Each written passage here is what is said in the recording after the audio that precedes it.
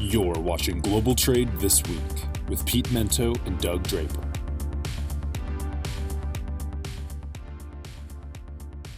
Hello, everyone, and welcome to Global Trade This Week. I'm Pete Mento, and with me, as almost always, is how should I put this? Indefatigable, I've said before. Irreplaceable, certainly, for any of you who ever watched Keenan have to sit in the B chair, or the A chair as it is, Mr. Doug Draper. Doug, how are you, buddy? I'm good. I'm doing well. Some of the listeners out there or viewers may realize that Troy, my right-hand man, other than yourself, is no longer with us. He's still, so I'm working in a co-working space.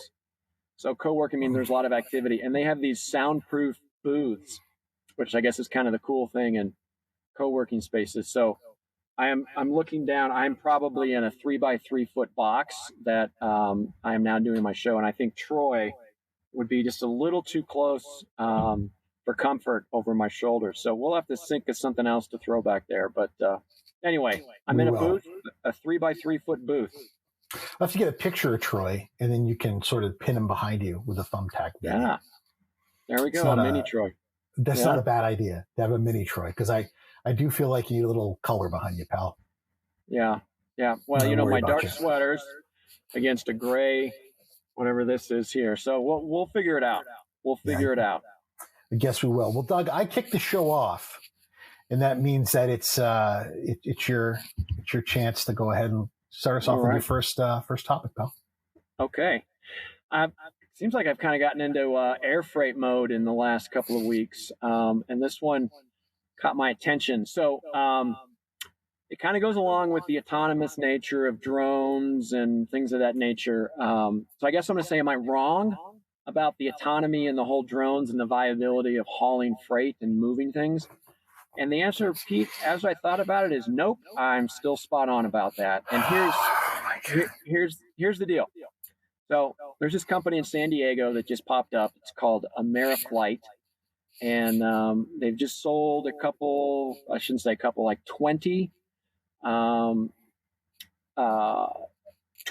pilotless cargo jets from Nautilus. So Ameriflight is actually a division of UPS. I'm sorry.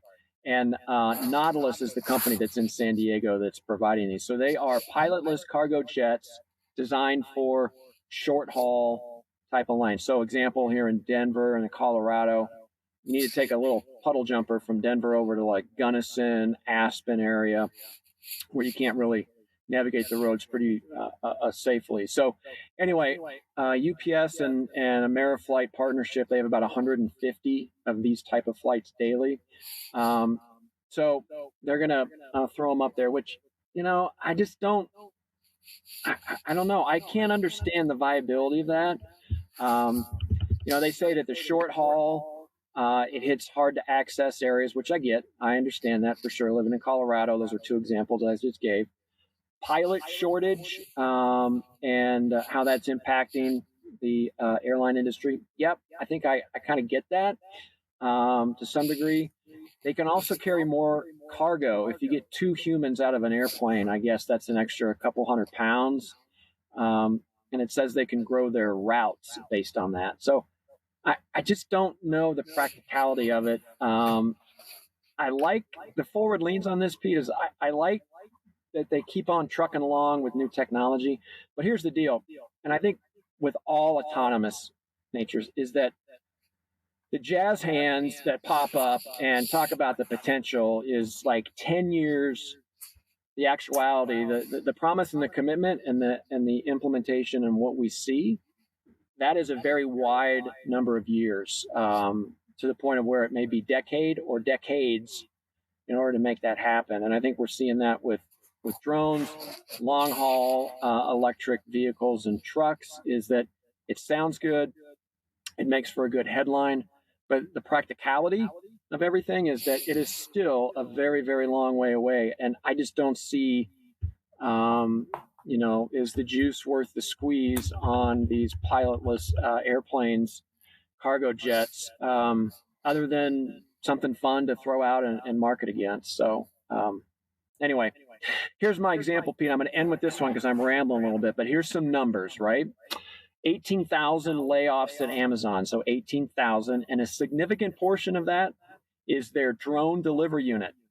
Their Oregon lab, I think, is cutting about 50%. So an adult finally stepped in the room and realized that drone delivery needs to be sidebarred or continually delayed and focus on the core competency. Bezos first talked about this in 2013. He could have that same exact press release today, and we would be as far along as we are with drone deliveries as we were 10 years ago. So anyway, it's just, I don't get it. I don't understand it. I don't think it's viable. I don't think it's necessary. There's my drone take for February of 2023. What's it going to take, Doug? Like, there's all these companies that are making cargo drone aircraft. Like, you just made a great example. When you don't have people on a cargo drone, on a cargo aircraft, you don't have to pressurize it, which means you don't have to make it into a tube. You can make it in all kinds of really cool shapes, which hold more cargo using the same amount of fuel. And it makes it more sustainable and it makes it more efficient. But Yeah. I'm telling you right now, if I ever get to go to work for a company that buys one of these drones, drone number one is going to be called "I Told You So, Doug." That's what it's going to be called. Or it's going to be called the Draper Express. I swear on all that's holy. Yeah. What's it going to take? Proof of concept beyond a couple of guys floating it around in West Texas and making 1 or 2 deliveries in a 2-mile radius, dropping off 3-pound packages. I don't know how long ago it was that the Wright brothers were in North Carolina at Kitty Hawk, but it wasn't that long ago.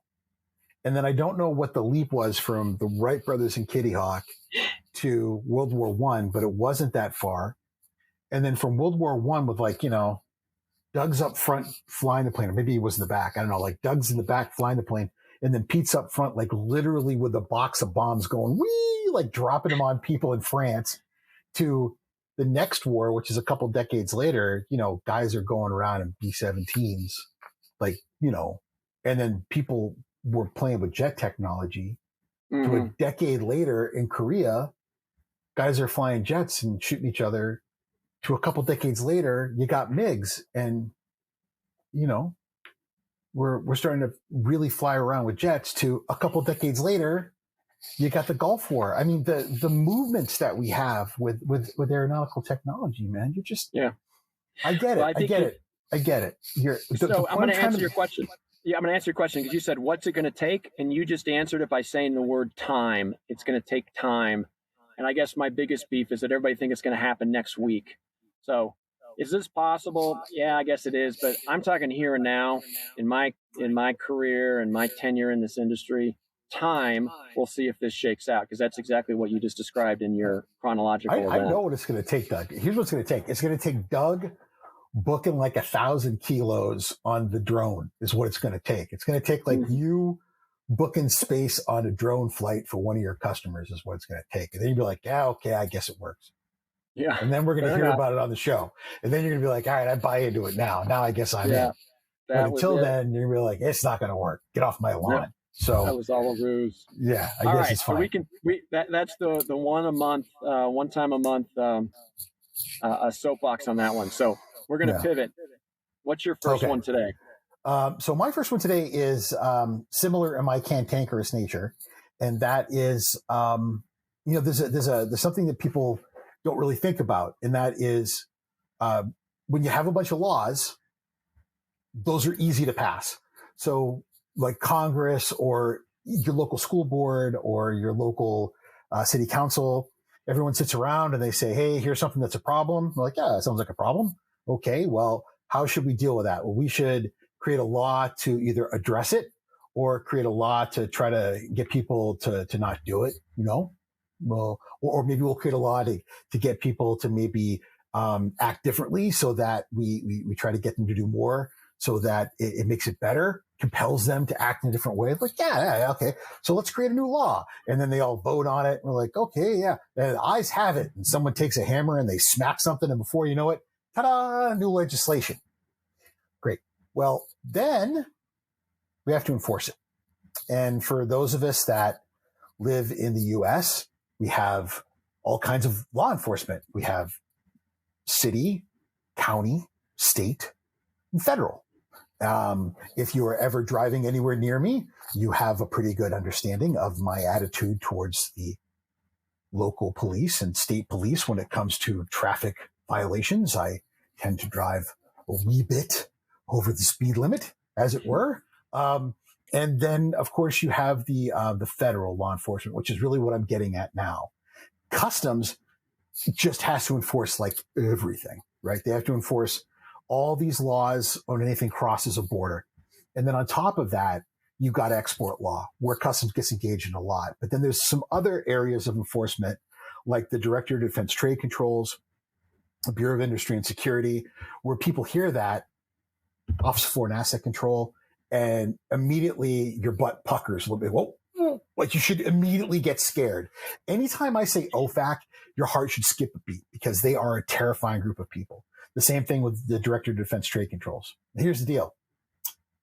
Doug, if you threw a dinner party like spur of the moment, you could get more people to come to your house tonight than there are enforcement people for all of the DDTC. Like there are barely the Consumer Product Safety Commission.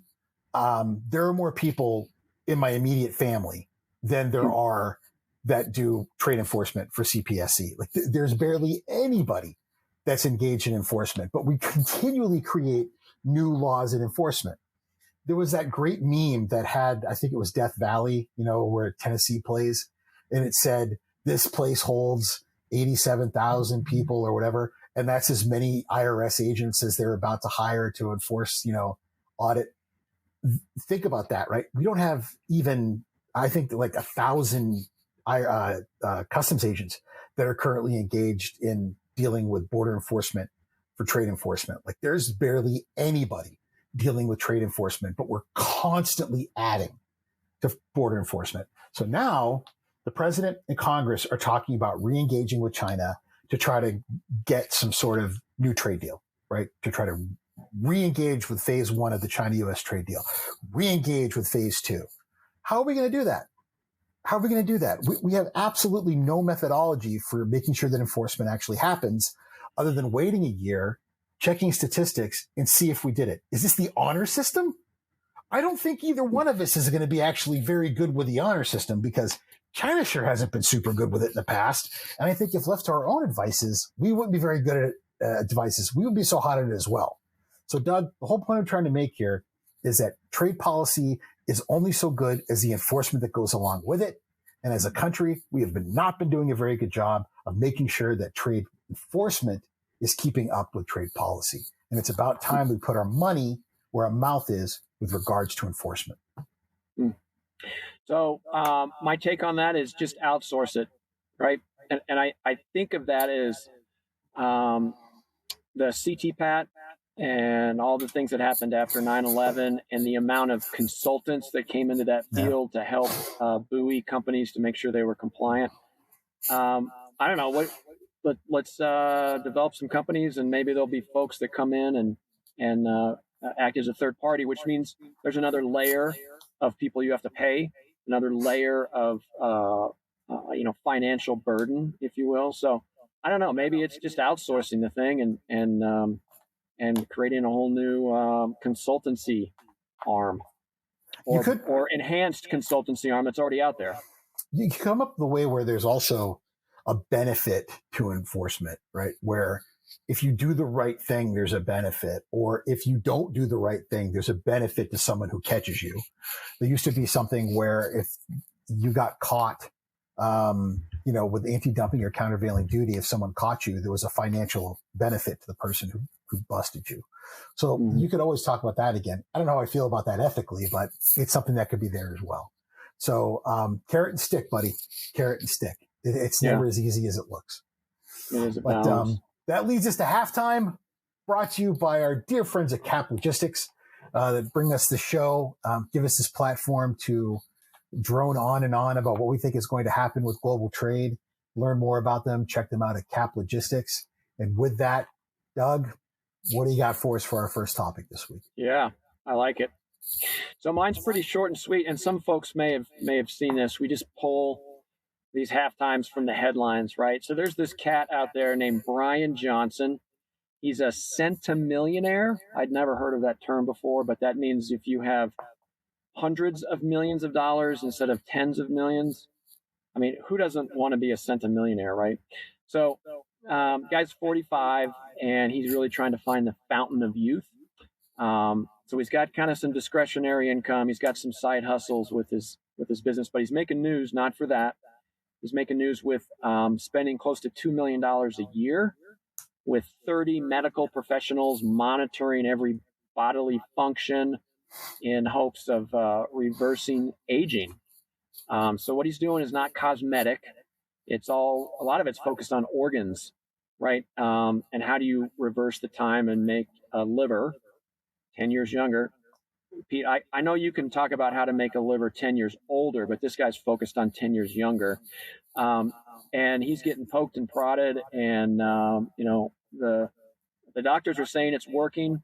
He's got the heart of a X-year-old and so on and so forth. But the bottom line is this guy's got the discretionary money to do it, and he is a human guinea pig, and I love it. Not because of him personally, but there will be a lot learned with this gentleman. Now, are they going to find the cure to cancer? Maybe, maybe not. I don't know. But the fact that all of these treatments are happening to him as an individual that he allows, I think there's going to be some good things that come of it. Not so much, eliminating the lines in your face or doing Botox type of stuff, but real things and technology and processes that can help control control aging. So I like it. Bring it on. Keep doing it. Invest your money to help us figure out what some of the right remedies are. So anyway, that's my 2 cents. Rock on, Brian Johnson. Keep going. So this is one of those topics that when I'm maybe had a couple bottles of wine too many, or when I've probably had a couple of glasses of whiskey too many, I do ponder a little too much, Doug. And this is one of there's a number of what they call fundamental pathways of philosophy that people ponder. One of them is immortality. So the concept of at what point is a life too long? They call it the vampiric philosophy. So if you could live forever, if you could have this sort of soulless existence where you were able to live forever, would you want to pursue it? And to what end? Does having a finite life make it richer, knowing that eventually it will end? And does it make that life more precious? And, there's a cynical nature to us as human beings that's like, hell no, right? Like if I knew I was indestructible and I could live forever, it would make me even more cognizant of what's around me. I would take more risks. I would do even more with what I have, and I would probably have a richer life. And there's a part of us that says that the fact that my life is fragile and that eventually I will die, I will do more beautiful things with it. So that's a whole other conversation. But from the scientific part of me, I think it's incredible, just a cursory look into what's going on with stem cells as an example of what we're able to do to regenerate parts of the human body almost with immediate effect, to give people longer, more robust lives by giving them new joints, by being able to regenerate parts of their bodies. That's incredible.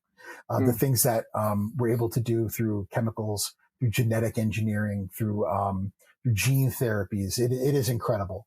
But at the same time, I also think that there's something to be said for accepting the fact that this bag of meat will eventually decay and be gone, and not spending too much of your time being concerned with the fact that you should stop it from aging.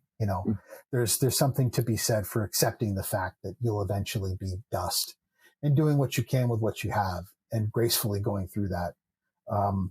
This is a topic that Mrs. Trade Geek and I spend a lot of time disagreeing on. I think no matter how old she is, she'll be beautiful and wonderful, and that there's something to be said for accepting aging. Yeah, Doug, I think it's great that someone is spending so much time and so much money learning to control it. And I hope that we do learn a lot from it, from science. But I also think that you shouldn't become obsessed with it. Nice. Yeah, good perspective. So now I love your halftime. So you just let her rip. Yeah. So today, as we're recording this, Tom Brady had a new video saying, "This time I'm not kidding. I really am retiring, everybody." And it was heartfelt. It was short. It was brief. And he said that you only get to have one emotional retirement video in a career. And I used mine up last year, which was funny. And this time I really am retiring. And so what I sent to Doug today was, could you imagine if in this industry we had retirement videos? Like if you went up on LinkedIn and there was a picture of, Bob from the warehouse, like, "Hey, everybody, I just want to, I want to go out there and have a meaningful moment to let everybody know that I'm mindfully leaving the warehouse industry after 35 years. All the hundreds of people that have been part of my life. I want to thank all of them. It's been a hell of a run." Or if somebody who'd been a salesman, like, Doug and I had spent all this time working with clients, this tearful moment where we say goodbye to the industry. Or more likely, if it was me and I gave everyone the double bird. I've always said that on my final day in the industry, I'll probably go to Logan Airport completely naked, and or more likely, I'll go dressed in a clown outfit from head to toe and not speak at all. Big shoes, the whole bit, with the big rainbow afro and the makeup on and everything, and not speak at all, and just go through security.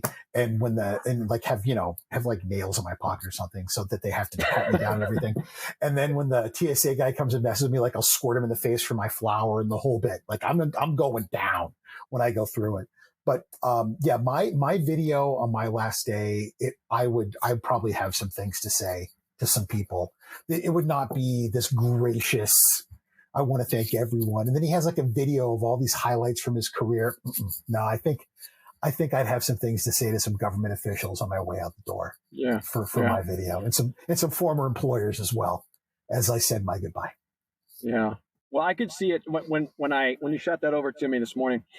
There's two visions. One is, I can't remember the exact sketch, but Kate McKinnon from Saturday Night Live does some pretty funny skits. Oh, one of them, the alien ones. The alien one, yeah. Yes, yeah. It's either going to be, something like that where the guy has just seen it all, right? And you think it's all rosy. I'm going to give you my perspective, and the guy or the gal is going to be worn down, weathered, smoking cigarettes, just slowly just hunching down in their seat. Oh yeah. Just getting burned down, but funny and comical the whole way. So that's one of them. The other one is the guy that just, and I probably put you, maybe myself, in this category. It's like they're in a black Camaro sitting out there, the last with their box, put their box in there. And all of a sudden he gets in there and he just cranks up like Van Halen, AC/DC. So you can't even hear. He's having his last conversation with somebody. They can't even hear what he's saying, when that's by design.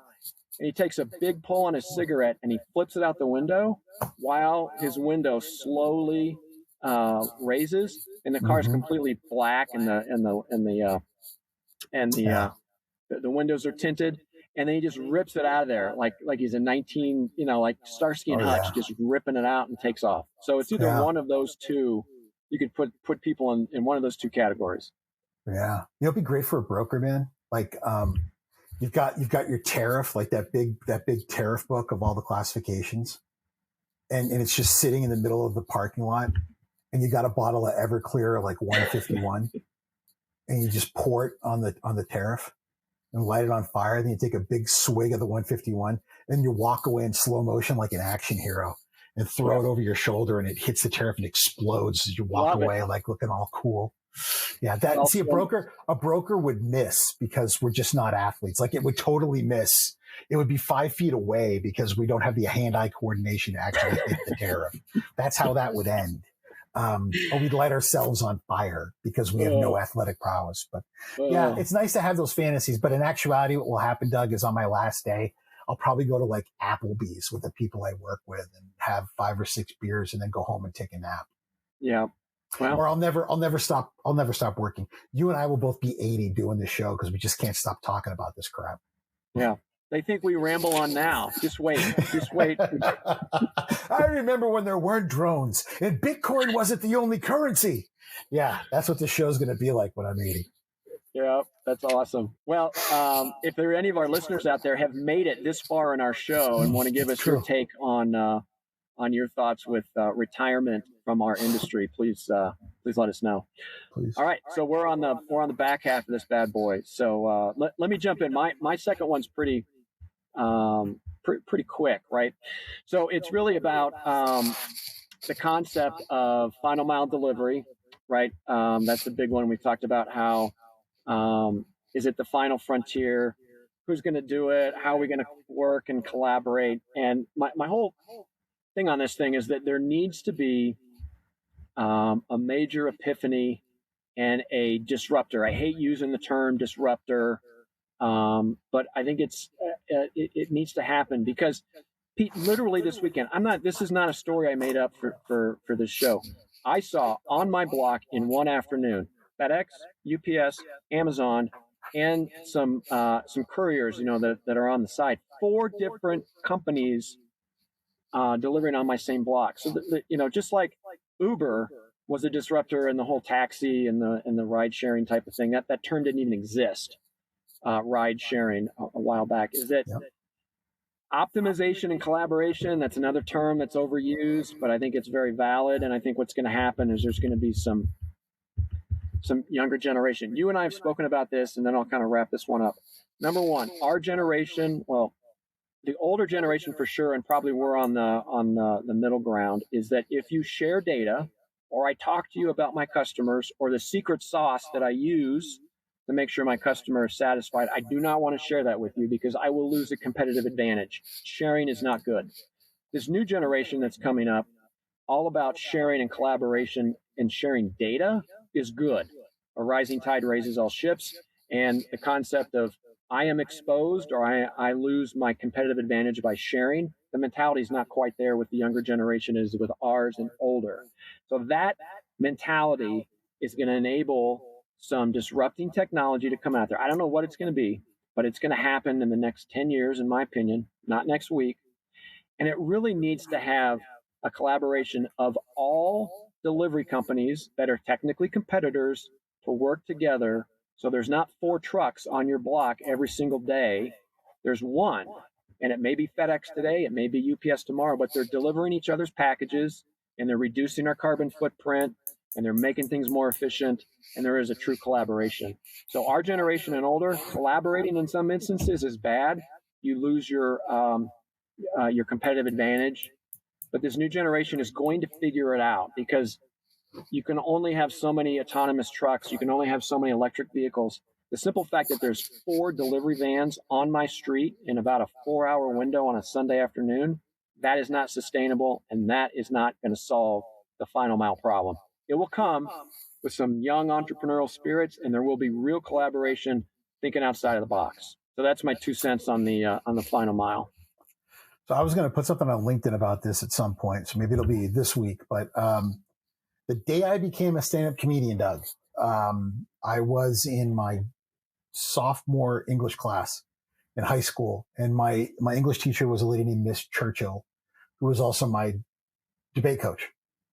Very nice lady, and I owe her a lot. I don't even know if she's alive anymore. Actually, I feel kind of guilty about that. But I was a cut up, and I was a bit of a snot. I was always. It should come as no surprise, Doug. I didn't get enough attention as a child. But my mom and dad went to the open house a few weeks into my sophomore year, and they came home with a list of what all my teachers had said. And in every instance, the word was used that I was disruptive in class. And you had just mentioned, right, disruptors, right? So when I was a young man, the term being a disruption was a bad thing. And Mrs. Churchill said, I won't have you be disruptive in my class. But there's something to be said being disruptive. So she said to me, it's okay to be a spectacle as long as you're doing something with it. And it's okay to be disruptive when you do something that's actually positive with it, right? What are you doing when you have everyone's attention? So today is Tuesday. When you come back on Friday, I will give you 5 minutes of my class. So do something positive with it. Oh, nice.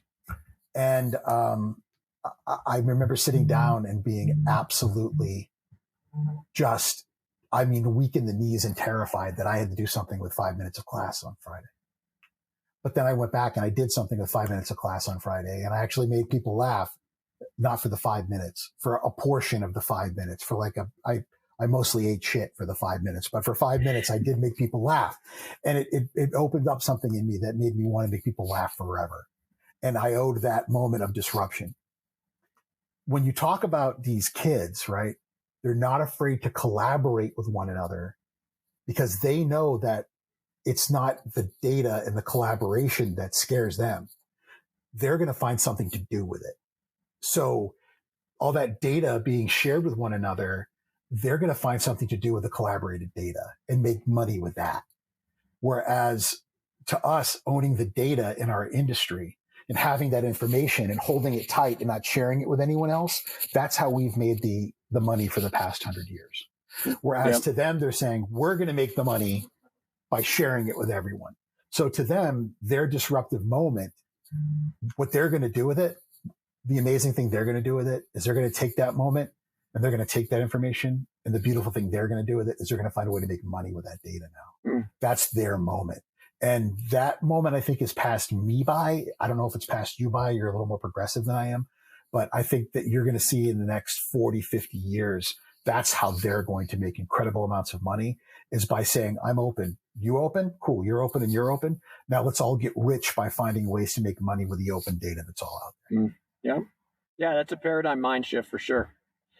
So awesome. All right, bring us home, my friend. Yeah.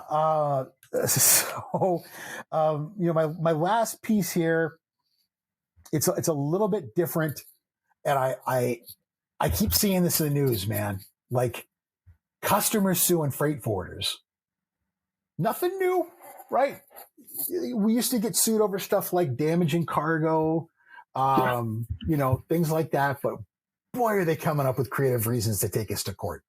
So cyber attacks. You had a cyber attack and I couldn't get my stuff delivered. You had a cyber attack and my stuff got delivered late. You had a cyber attack and my information got let out. You gave me some bad advice. I asked you for information and you gave me some advice, and that advice got me into trouble. All these creative ways take us to court. And my first, as a guy that's worked for some pretty litigious freight forwarders in and of themselves, my first response is, did you read the contract? Like, did you read the terms and conditions of the contract that we had you sign, that your legal team put me through the ringer before you signed? Because I've been on those incredibly long calls where my attorney and your attorney rip each other's hair out for 2 or 3 hours. And I was pretty sure that we weren't going to get this business. And then someone put pen to paper or e-doc to e-doc. And now we're doing business and everything was hunky-dory. But now after the fact, in a down economy, all of a sudden, something went a little haywire. And although we're still doing business with each other, you've decided you're going to sue me over something that was literally unlikely to happen in the first place. It may be outside the scope of our contract. That just doesn't seem right. But I'm telling you, Doug, I think this is going to happen a lot.